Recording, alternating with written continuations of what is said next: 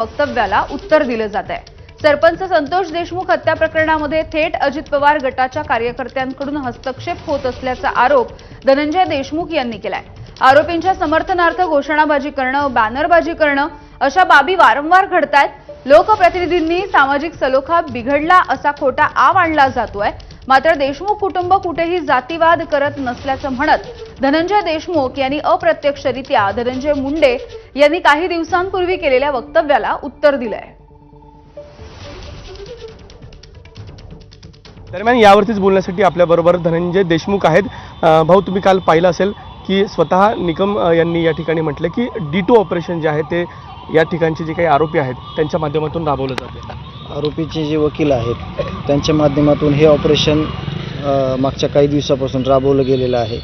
परंतु काल जे सरकारी पक्षातले जे वकील आहेत संतोष अण्णा देशमुख या प्रकरणातले उज्ज्वल निकम साहेब, त्यांनी कोर्टात तक्रार केलेली आहे की हे असं घडतंय आणि प्रामुख्यानं जर खरं बघितलं तर हे का करतायत असं ह्याची कारणं आहेत, पण ते कारणं आम्ही आत्ताच पब्लिश नाहीत करू शकत। काही कालांतरानं आम्ही सांगू ते की हे असं का करतायत, असं का केलं पाहिजे त्यांनी, किंवा त्याचं काय कारण आहे।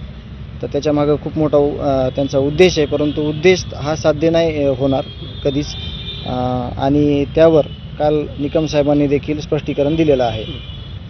तपास अधिकाऱ्यांची भेट घेण्यासाठी तुम्ही आले होते, काही वेगळा विषय होता? नाही, तपासासंदर्भातच ह्या जे पुढच्या काही ज्या गोष्टी आहेत ज्या काही करायच्या त्या संदर्भात मी भेटण्यासाठी आलो होतो, परंतु साहेब नाही आहेत तिथं, त्यामुळं ते माझी त्यांची उद्या भेट होईल। यामध्ये विशेष सरकारी वकील उज्ज्वल निकम यांनी कोर्टाला विनंती देखील केली की लवकरात लवकर चार्ज फ्रेम जी आहे ती केली जावी, कारण की आरोपींना त्या बाबतीत वेळ मिळतो। साहेबांचं असं मत होतं की जे डिस्चार्ज ॲप्लिकेशन आहेत, ज्या म्हणजे जामीन अर्ज आहेत, दोषमुक्तीचे अर्ज आहेत, ते एकदाच सगळे करा, एकाच दिवशी आर्ग्युमेंट होऊ द्या आणि मग एकाच दिवशी ऑर्डर येईल। परंतु तसं न करता आरोपीचे वकील हे 1 नंबरचा आरोपी झाले की 2 नंबरचा आरोपी, 2 नंबरचा आरोपी झाले की असं क्रमवार करतायत आणि त्यात वेळ घालवत आहेत। हे प्रामुख्यानं कोर्टाच्या निदर्शनात वकील साहेबांनी आणून दिलेलं आहे। जवळपास हे संपूर्ण घटनेला 9 महिने उलटून जात आहेत। असं असताना देखील आजही या प्रकरणामध्ये काही राजकीय हस्तक्षेप जो आहे तो केला जातोय असं म्हटलं। राजकीय हस्तक्षेप